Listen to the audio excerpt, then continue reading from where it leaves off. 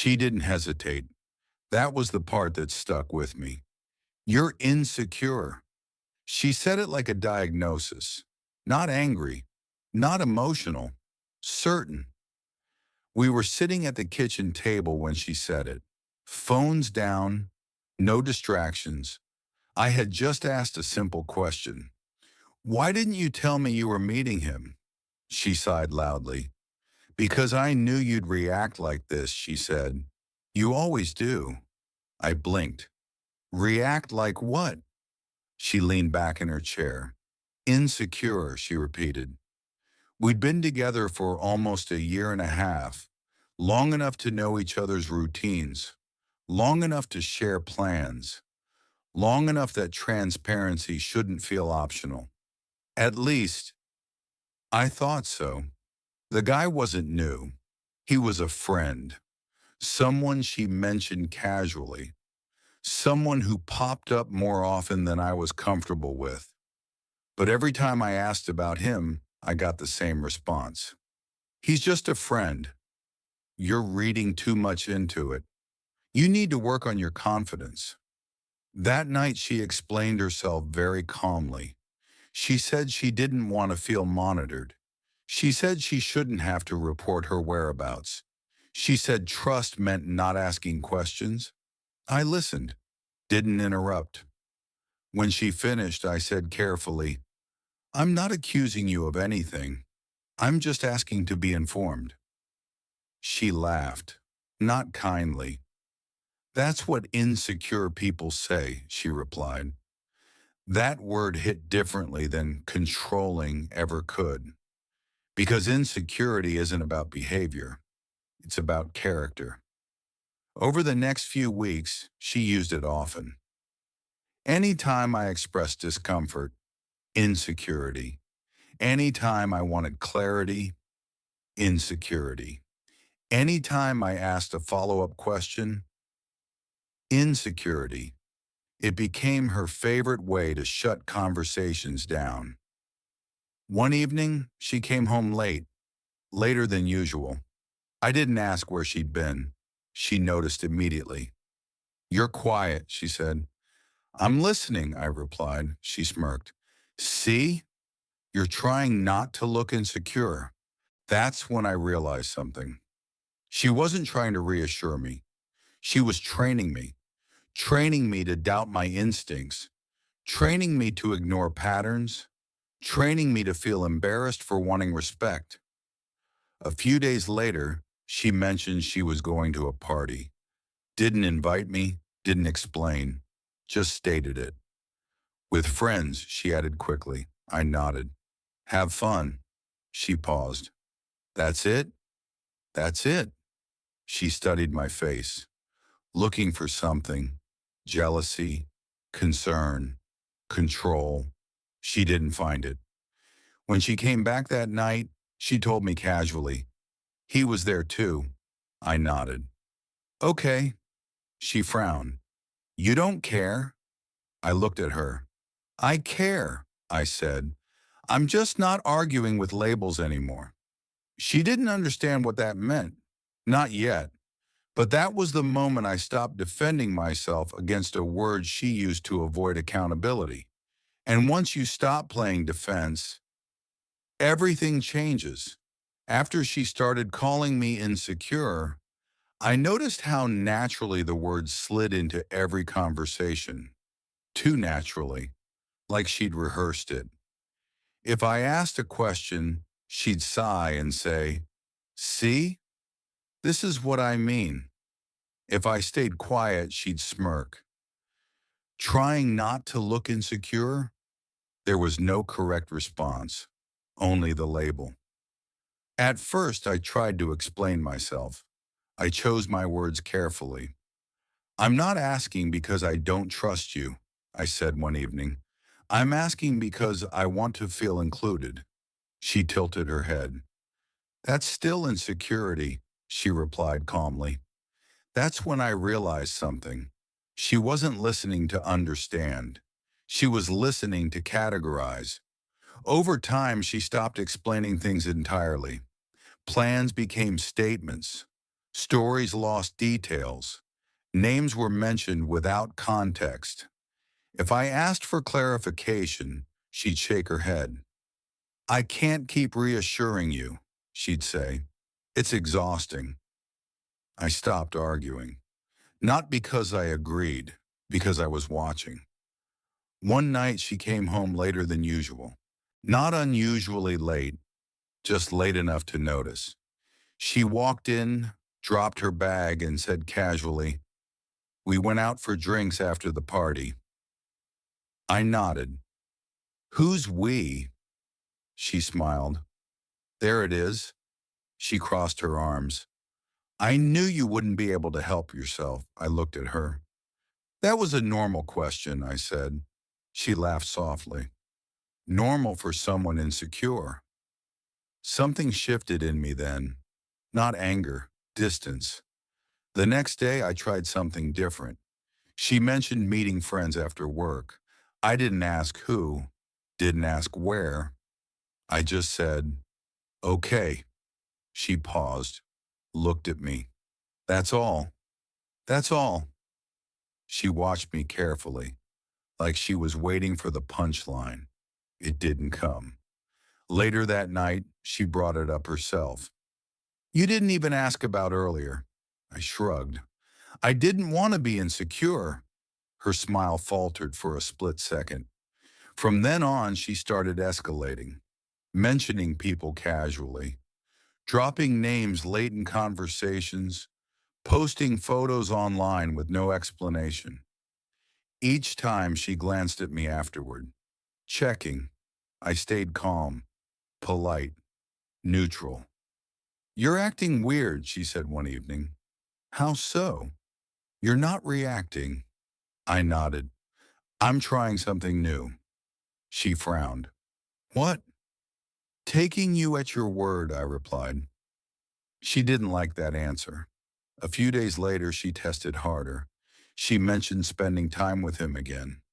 The friend. She said it slowly this time, deliberately. "I might stay over," she added casually. I looked at her. "Okay." She blinked. "That's it?" "That's it." She laughed nervously. "You don't even care." I met her eyes. "I care," I said. "I'm just not defending myself against labels anymore." That was the moment her confidence cracked. Just slightly. Because the label only worked as long as I was trying to disprove it. Once I stopped, it lost its power. That night she was restless, checked her phone more, watched me when she thought I wasn't looking. For the first time, she wasn't sure where she stood, and that uncertainty bothered her more than any argument ever had. Because control disguised as psychology only works when the other person believes it. There's a point in situations like this where people stop managing the narrative carefully, not because they want to be honest, because they think they've already won. That point came sooner than I expected. It happened on a quiet evening. No argument, no tension, just the two of us sitting in the living room, doing our own things. She was scrolling on her phone, smiling at something. I didn't ask what, didn't look over, didn't react. After a few minutes, she glanced at me. "You're really okay with all this, huh?" she asked. I looked up. "With what?" She shrugged. "Me having my own life." I nodded. "Of course." She stared at me longer than necessary, like she was trying to decide whether to push or retreat. She chose push. "You know," she said casually, "most guys wouldn't be this chill." I didn't respond. She continued. "They'd freak out, get jealous, start asking questions." She laughed softly. "That's why I like you." That sentence sounded like a compliment. It wasn't. I tilted my head. "Because I don't ask questions?" She smiled. "Because you don't make things complicated," she said. "You don't need reassurance all the time." There it was, the assumption. I looked at her carefully. And what happens, I asked calmly, if I ever do need reassurance? She didn't answer right away. Then she said, well, that wouldn't really work for me. I nodded slowly. Why not? She sighed, clearly annoyed now. Because I don't want to feel guilty for doing normal things, she replied, and I don't want to explain myself all the time. I let that sit for a moment, then asked, so you want freedom without having to consider how it affects me? She frowned. You're twisting it. No, I said calmly. I'm clarifying it. She crossed her arms. I just don't want to date someone insecure, she said flatly. I held her gaze. And I don't want to date someone who uses labels to avoid accountability. Her expression changed instantly. Not defensive, exposed. You're being dramatic, she said quickly. You always do this. I shook my head. No, I said. I usually defend myself. This time I'm just listening. She tried to laugh it off. You're reading way too much into this. I leaned back slightly. You just told me, I said, that my comfort only matters as long as it doesn't inconvenience you. She opened her mouth to respond, then closed it again. That was the slip. The moment she realized she had said something she couldn't reframe, she stood up abruptly. I don't want to fight, she said. I nodded. I'm not fighting. She paced the room, then turned back to me. So what? You're just going to hold this over my head now. I looked at her calmly. No, I said.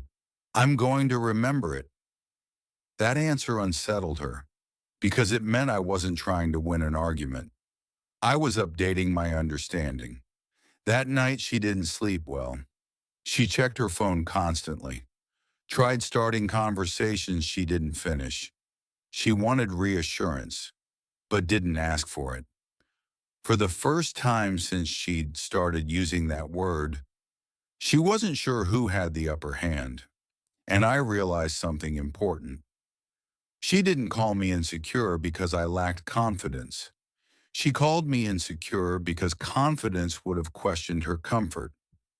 Once I saw that clearly, the relationship stopped making sense. The change wasn't immediate. There was no dramatic moment where I stood up and announced anything. It happened internally, quietly. After that conversation, I stopped trying to fix the atmosphere. I didn't withdraw out of spite. I didn't go cold. I just stopped compensating. She noticed within days. She became more attentive, asked small questions she never used to ask. What are you up to later? Are you okay? I answered honestly, briefly. One evening, she sat next to me on the couch, closer than usual, not affectionate, intentional. You've been distant, she said. I nodded. I've been clear, I replied. She frowned. What does that mean? It means I'm not pretending I'm okay with things I'm not okay with, I said calmly. She sighed. I feel like you're pulling away. I looked at her. I feel like I stopped shrinking, I replied. That was the first time she didn't immediately respond. A few days later, she asked if we could talk. Not casually, seriously. We sat at the kitchen table again, phones away. I think things have been weird lately, she said. I don't like it. I waited. She continued. I never meant to make you feel bad. I just didn't want to feel controlled. I nodded. I understand, I said, but I didn't want to feel dismissed. She bit her lip. I think we just communicate differently. That was her way of softening it. I shook my head gently. No, I said. We value different things. She looked confused. What do you mean? I value being able to speak up without being labeled, I said. You value not being questioned. That landed. She tried one last time. Can't we just adjust? Meet in the middle? I thought about it, honestly, and I realized something important. Meeting in the middle would still mean I'd have to accept being minimized every time I needed reassurance. I don't want to adjust anymore, I said quietly. Her eyes widened. So that's it? I nodded. That's it. She didn't cry. She didn't get angry. She just sat there, stunned. When did you decide this? She asked. I thought for a moment. Probably when I realized you felt safer calling me insecure than considering my feelings. She looked down at the table. There was nothing left to reframe. We separated our lives calmly. No fights, no accusations, just logistics. On the day I left, she stood by the door, watching. You're really okay with walking away? She asked quietly. I looked at her. I'm okay with respecting myself, I said. She nodded slowly, didn't try to stop me. We didn't block each other.